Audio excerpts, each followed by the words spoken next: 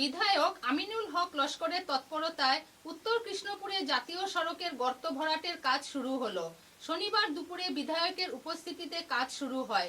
Presidency কলেজের সামনে জাতীয় সড়কে পাথর ফেলে গর্ত ভরাটের কাজ শুরু হয়। এই বিষয়ে সংবাদ মাধ্যমের সামনে কথা বলতে গিয়ে আমিনুল হক লস্কর জানান, গত কয়েকদিন ধরে সড়কে একাধিক বড় গর্তের সৃষ্টি হয়, যার দরুন যানবাহন চলাচলে ব্যাপক সমস্যার সৃষ্টি হয়েছিল।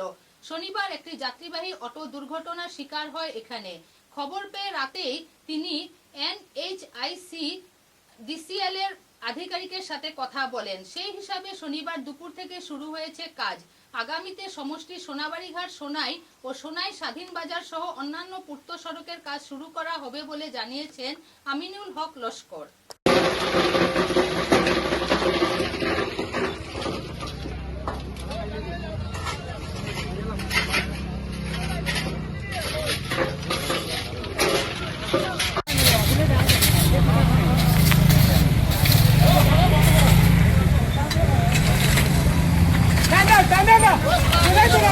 No.